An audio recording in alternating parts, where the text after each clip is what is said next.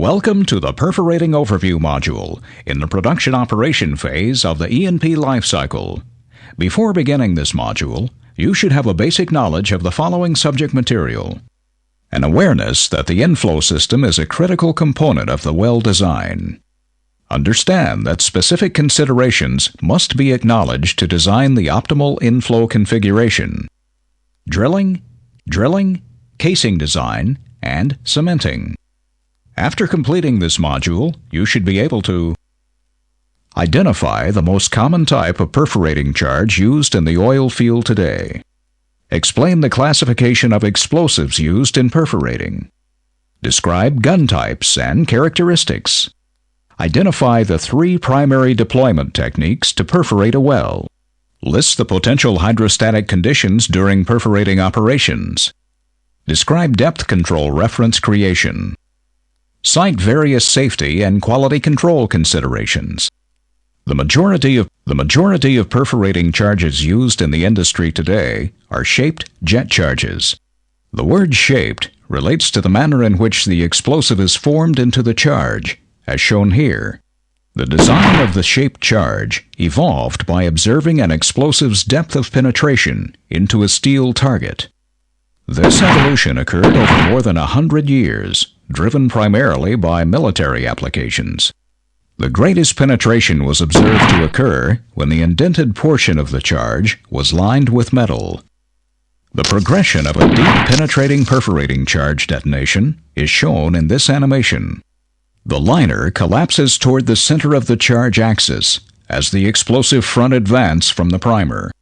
This collapse occurs with such high velocity that the metallic liner is fluidized. The collapse of the liner is complete just 16.6 microseconds after detonation. The jet is traveling at 21,300 feet per second with a tip pressure of several million psi. Modern explosives are classified into 2 categories: low explosives and high explosives. Only high explosives are used in perforating technology. High explosives are subdivided into 2 categories: primary and secondary. Primary high explosives are very sensitive and easily detonated by shock, friction, or heat. Secondary high explosives are less sensitive and require a high-energy shock wave to initiate detonation. Schlumberger only uses primary high explosives in electronic and percussion detonators.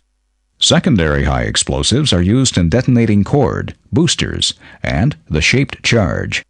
There are 2 basic categories of perforating charges: deep penetrating and big hole. A deep penetrating charge creates a long and thin jet for achieving maximum hole distance. A big hole charge creates a large diameter in the casing and near wellbore region. As we will see later in this section, there are specific strategies for using these 2 charge types. Perforating guns are divided into 2 primary classifications: capsule guns and carrier guns. Capsule guns are perforating guns in which the shaped charge is individually packaged in a pressure-tight case. Carrier guns contain a group of shaped charges enclosed in a steel carrier. Gun size refers to the outer diameter at its largest cross-section. A carrier gun will be sized so that if fishing the tool becomes necessary, there is sufficient space between the casing and the outer diameter of the gun. If the well is to be perforated through tubing, a technique discussed in the section on deployment, then the internal diameter of the tubular accessories, such as a nipple, will limit gun size. Clearance is the distance from the outer diameter of the perforating gun to the inner diameter of the casing. The clearance has an important impact on the depth of penetration and hole size, as shown in these graphs. Hole size is an important consideration when designing a completion for gravel packing. Large hole sizes are more desirable in gravel pack designs than deep penetration. Shot density refers to the number of shaped charges used on a per-foot basis. High shot densities are desirable when perforating formations that do not have good vertical permeability.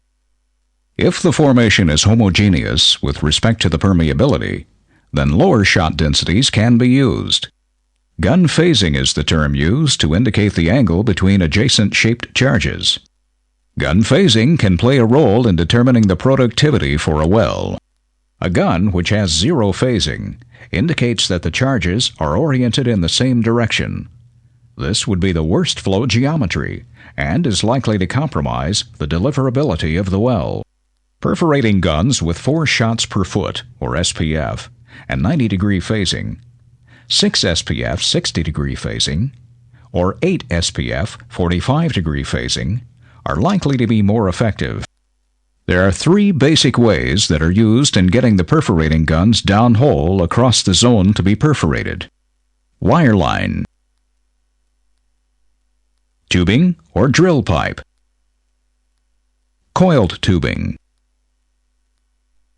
The deployment method used depends on a number of factors, including well trajectory, and the method selected can have an enormous impact on the cost of the perforating job, as well as the productivity outcome. The hydrostatic condition of the well refers to the relationship between the reservoir and the wellbore at the time of perforating.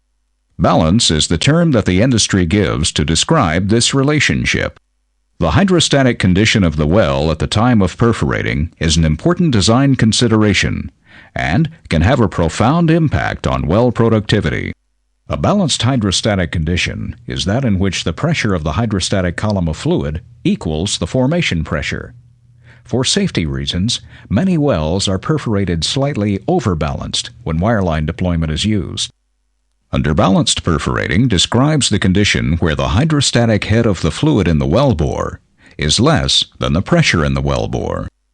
Underbalanced perforating is used when the formation is particularly sensitive to completion fluids. When perforating occurs, the negative pressure differential into the wellbore prevents invasion of the completion fluid into the formation. Depth control refers to the operations that are carried out in the field to accurately position the guns across the pay zone. Accurate positioning of the guns is critical because of the potential for perforating into gas or water zones adjacent to the target pay. The CCL is positioned above the perforating string as a reference so that the logging unit operator knows the depth. The CCL is positioned above the perforating string so that the logging unit operator knows the depth.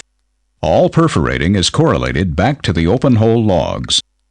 Working with high explosives is a very serious undertaking, and safety procedures must be followed at all times. In an effort to minimize the likelihood of a mishap during the perforating job, several innovations have been adopted. These include both operational and technological innovations. The safety meeting, which is sometimes referred to as the pre-job meeting, is one of the most important aspects of the perforating process. Due to the nature of the explosives involved in perforating operations, safety must be a priority for everyone on location.